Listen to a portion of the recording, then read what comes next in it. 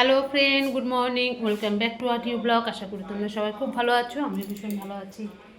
এই দেখো, সকালবেলাতে একবার হয়ে গেল সব কিছু, এখন আবার দুপুরের, বুঝতে পারছি, এখন আবার দুপুরের জন্য রান্না করতে হবে।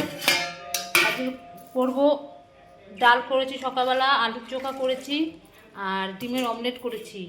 এই করেছি, এই দিয়ে আমরা সবাই খেয়ে নিচ্ছি, আমার বড় খেয়ে চলে গেছে। আর দুপুরের জন্য করব ভেন্ডি ভাজবো, আমার ছেলে আবার ভেন্ডি ভাজাটা ভালো খায়। ভেন্ডি ভাজবো, ভেন্ডি দিয়ে আলু দিয়ে ও সর্ষে পোস্ত দিয়ে করব, একদম অল্প অল্প করে করব। আর ইয়ে করবো, আর কি করব, আলু চোখা তো রয়েছে, ডালও রয়েছে, ওইটা করব। উচ্ছে রয়েছে, উচ্ছে ভাবছি করব কি করব না। মাংস রয়েছে, কালকে অনেকটা মাংস আছে, ছেলে ওটা খেয়ে নেবে, ছেলেকে একটুখানি তাই ভাবছি। ভেন্ডি ভাজি আপনাদের সবারই হয়ে যাবে, ঢ্যাঁড়স দিয়ে ওই ভেন্ডি দিয়ে আলু দিয়ে সর্ষে পোস্ত করি, ডাল ওই কালকে আবার মঙ্গলবার, আবার বেশি করলে থেকে যাবে। কালকে আবার করেছিলাম ঘুগনি, সেই রাত্রেবেলা তো আর ঘুগনি খাওয়া হলো না, সব ভাত টাত খাওয়া হয়েছে, মাংস ছিল। সেই ঘুগনিটা গরম টরম করে রেখে দিয়েছিলাম, আবার ঘুগনি ফ্রিজে রয়েছে, পড়ে রয়েছে ঘুগনিটা, খাওয়াই হয়নি। আজ রাত্রেবেলা ভাবছি ইয়ে করবো, ওই রুটি মুটি করবো, ওই ঘুগনি দিয়ে খাওয়া যাবে না, ঘুগনি নষ্ট হবে, কালকে মঙ্গলবার। এই জন্য এই করে নিই এখন। ঠিক আছে, চলো কাটতে থাকি, আগে ভাত চালটা ভিজিয়ে দিয়ে কাটতে থাকি।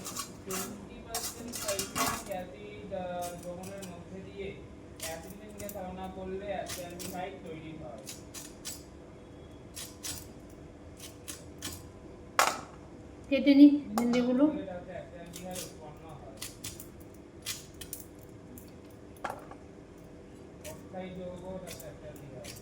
এই পদ্ধতিতে অ্যালডিহাইড গ্যাস ছাড়া অন্য কোনো অ্যালডিহাইড প্রস্তুত করা যায়। উচ্ছে রয়েছে, আপনি উচ্ছে আর করবো, ভেন্ডি মাছ আবার করবো, অনেক রয়েছে উচ্ছে, দেখি কি করা যায়। আগে তো এটা তো কেটে নিই।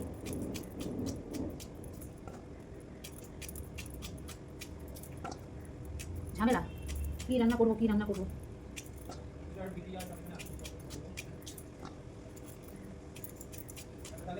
ভাত বসিয়ে দিয়েছি, এবার বসিয়ে দিলাম ভাত।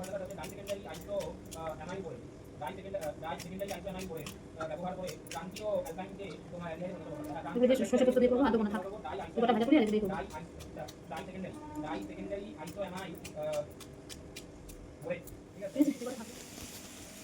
দেখো হয়ে গেল, এই কাটলাম ভেন্ডি ভাজা, এই হয়ে গেল ভাজা, এই যে ভেন্ডি ভাজা হয়ে গেল। এদিকে আবার ভেন্ডি আর ইয়ে কেটে নিয়েছি, আলু, এটা সর্ষে পোস্ত দিয়ে করবো। ডাল তো কড়াই আছে, আলুর চোখা আছে, ঠিক আছে, মাংস আছে কালকে অনেকটা, ওই দিয়ে হয়ে যাবে। ব্যাস, রাত্রেবেলা করে খাওয়া। এটাকে নামিয়ে হয়ে গেছে ভেন্ডি ভাজা।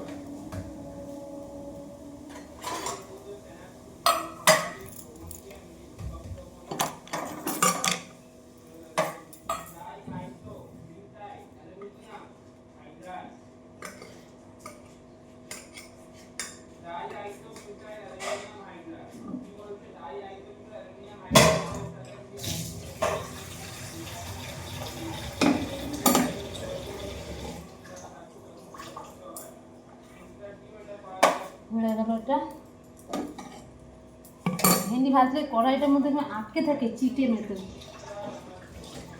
এটাকে ভালো করে না ধুলে না, খুন্তির মধ্যে সব আটকে রয়েছে, দেখো কেমন করে আটকে থাকে খুন্তির মধ্যে।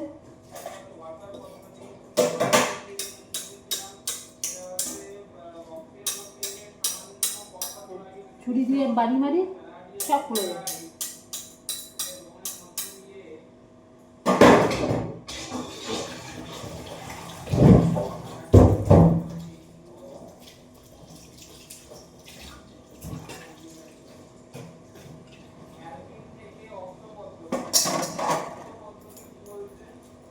এবার ঢ্যাঁড়স আলুটা ভেজে সর্ষে পোস্তটা পেস্ট করে নিই, দেখতে পাবো। আমাদের খাওয়া দাওয়া সব কমপ্লিট, আজকে সেমন একটা কিছু দেখাতে পারিনি, যে প্রচুর কাচাকুচি করেছি, রান্না করছি একদিকে, কাচাকুচি করছি, আমার ছেলে সব বন্ধ করে দিয়েছে, পুরো টাল করে ফেলেছি কেচে, সব জামা কাপড়, তারও ঘরটা অন্ধকার লাগছে। দাঁড়াও, বন্ধ করে দেবো। দেখো জামা কাপড় কেচে পুরো টাল হয়ে রয়েছে, সব জামা কাপড় কেচেছি সব। এই যে নিচে আরও আছে, সব সব এত কেচেছি, এখনও অর্ধেক ছাদে রয়েছে। ওগুলো মোটা মোটা তো জিন্সের প্যান্ট ট্যান্টগুলো, ওগুলো থাক, ছাদেই থাক, সব শুকিয়ে যাবে। ওই বিকালবেলা গিয়ে সব তুলে নিয়ে আসবে, ওগুলো আর উঠাইনি, থাক ওখানে। সব কেচেছি, আর পারিনি বাবা। এদিকে রান্না, এদিকে কাঁচা, এদিকে ঘর দুয়ার মোছা, বাসন মাজা, তারপরে গ্যাস ট্যাস মোছা, ওই করতে করতে আমার অবস্থা খারাপ হয়ে গেছে। আমি আর এখনই একবারে সব কাজ করে স্নান করে ঠাকুর ঠাকুর পুজো দিয়ে ছেলেকে খেতে দিলাম, আমিও খেয়ে নিলাম। আমাদের সবার খাওয়া হয়ে গেছে।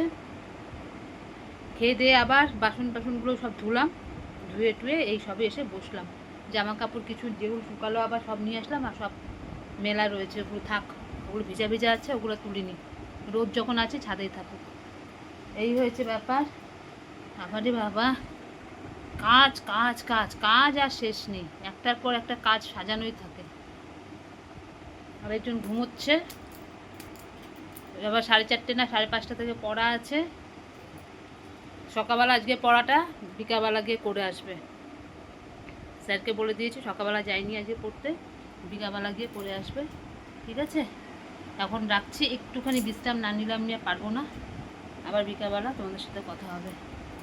শুভ সন্ধ্যা বন্ধুরা। এতক্ষণ সন্ধ্যাবাতি দিয়েছি, ঘরের মধ্যে ধোঁয়াতে ভর্তি হয়ে গেছে, ধূপ ধুনা দিই তো, সারা ঘরে ধোঁয়া, ধোঁয়াতে ধোঁয়া হয়ে গেছে। ছেলে 5:30টার সময় পড়তে চলে গেছে, আজ দুবেলা ঘুমাইনি, ছেলে ঘুমিয়েছে, আমি ঘুমাইনি। ওর পড়া যদি ইয়ে হয়ে যায়, যদিও ফোনে আমাদের অ্যালার্ম দিয়ে রেখেছিলাম, ও গেল গিয়ে পড়তে, আমি সন্ধ্যা বাতি বাতি দিলাম, দিয়ে সব জামা কাপড়, আজকে সন্ধ্যা সন্ধ্যা হয়ে গেছিলো, অন্ধকার অন্ধকার, জামা কাপড় সব ছাদে ছিল, সব তুলে নিয়ে আসলাম। আর প্যান্ট ট্যান্টগুলো সব উপরে রেখেছি, যে সব হয়ে গেছে শুকানো। এখন সব এগুলোকে এক এক করে ভাঁজ করতে হবে। কি জ্বালা, জামা কাপড় আবার এখন ভাঁজ করা, কি বলবো বল, সব তো ভাঁজ করতে হবে, পুরো লাট হয়ে রয়েছে। এগুলোকে এক এক করে ভাঁজ করে নিই, দেখতে থাকো।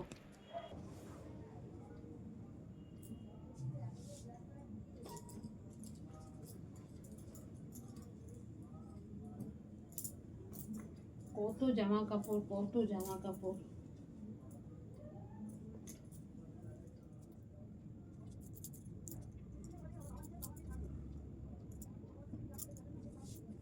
যা পেয়েছি সব কেচেছি, সব জমি জমি রেখেছিলাম, আজকে সব কেচে রাখছি,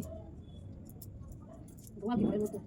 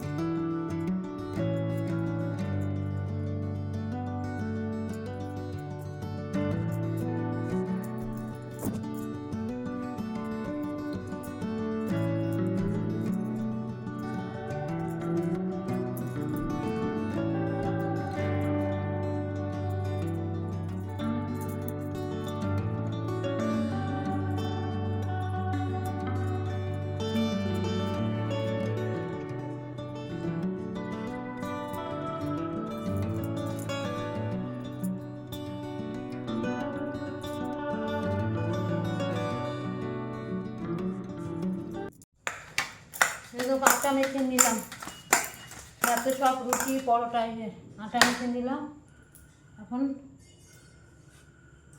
বেলবো।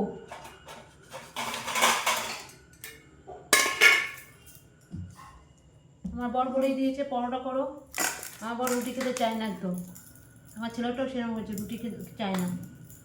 আমি আবার, আমারও রুটি ভালো লাগে না, কিন্তু তবুও রুটি খাই, আমি পরোটা টরোটা খাই না। আমার শাশুড়ি আর আমি খাবো রুটি, আর ওরা দুজন খাবে পরোটা।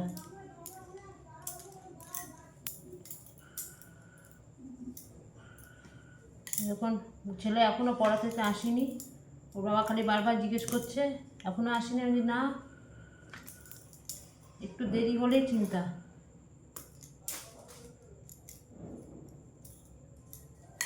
আমার ছেলে তো আবার আছে, মন্দির যাবে, মন্দির দিয়ে তারপরে আসবে।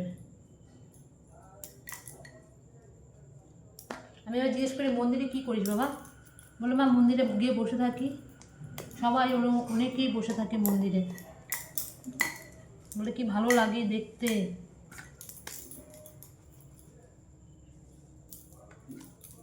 আর কিছু বলি না, থাক। কি গরমটাই না লাগছে, তেমনি মশা হয়েছে। কেন যে এত মশা হয়েছে আমি কিছুই বুঝতে পারছি না। এরকম মশা আমার ঘরে ছিলই না, এত মশা এত মশা। এদিকে মশার যে ধূপ জ্বালাবো সেটাও পারি না ছেলের জন্য, ও একদম ধূপের গন্ধ সহ্য করতে পারে না।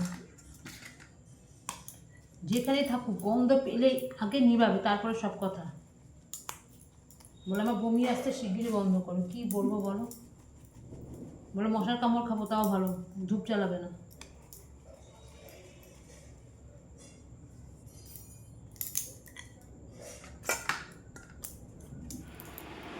এই করা হলো, পরোটা করলাম, রুটি করলাম, ঠিক আছে, সব করা হয়ে গেছে। ঘুগনি তো করেই রেখে দিয়েছিলাম, এখন ঘুগনিটা গরম টরম করলাম, করে এখন ছেলেকে খেতে দিয়ে দিই, আমরাও খেয়ে নেবো। সব জামা প্যান্টগুলি কীভাবে রেখেছে এখানে, আমরা খেয়ে নেবো। বাবা চলে আয়, বাবা চলে আয়, 10টা বাজে, চলে আয় খেয়ে নে, কালকে সকালবেলা আবার পড়া আছে, বসে থাকবি না, চলে আয়। এই যে ছেলেকে খেতে দিয়ে দিলাম, দাঁড়াও, এই যে ছেলেকে দিয়ে দিলাম। আর আমাদের তো রয়েছেই, এই যে করে রেখেছি, এখানে হটপটে সব রয়েছে, এখন আমরাও খেয়ে নেবো। আজকে রাত্রের এই খাবার, ঠিক আছে। তখন থেকে ছেলেটাকে ডাক দিচ্ছি। কি করছিস রে তুই? চলে আয় চলে আয় চলে আয় চলে আয়, বসে পড়। কি কর, তোমাকে খেতে দিয়ে দিই, খেয়ে নাও, বসে পড় বসে পড়। ওই যে সেখানে সব রয়েছে, কি দেবো, স্ট্যান্ড মানে, ও খেয়ে নিক, আমরাও খেয়ে নিই। এখানে নিয়ে এসছি বাটি টাটিগুলো, ডিশটা কোথায় রাখলাম, ও ডিশ নিচেই আছে। দেখো ইন্ডাকশানটা এখানে সুইচটা দিয়ে রেখেছি, এটা জ্বলছিল, ইন্ডাকশানে গরম করে নিবি, আর গ্যাস জ্বালাই না, ঠিক আছে। আমরা খেয়ে নিই। বোতলটা পাল্টাবি তো, মানে এই বোতলটা রেখে আরেকটা বোতল নিবি। এই বোতলের ঢাকনাটা মনে কিছু হয়েছে, খালি জল পড়ছে বোতলের ঢাকনাটা থেকে, বুঝলি কি বললাম? অন্য বোতল নিয়ে নিবি। উফ, কি যে পায়ের মধ্যে শুয়োপোকা সেই সকাল থেকে লেগেছে আমার, যতই দিই না কেন হবে না গো, ঘষেছি কতবার।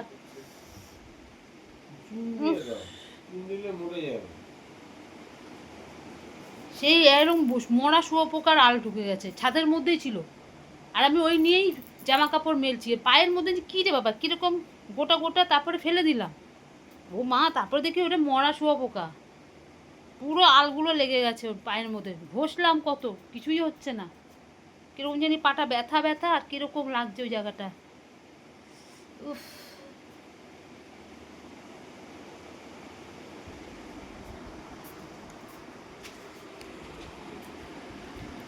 চালিয়ে দিলাম বাবা,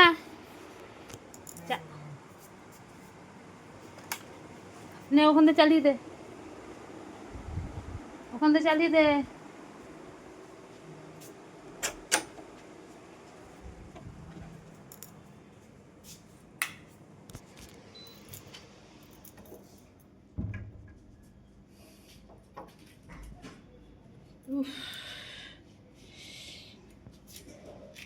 কোন জানি বেশি লাগছে, এখানে আল লাগছে পায়ের তলাটা।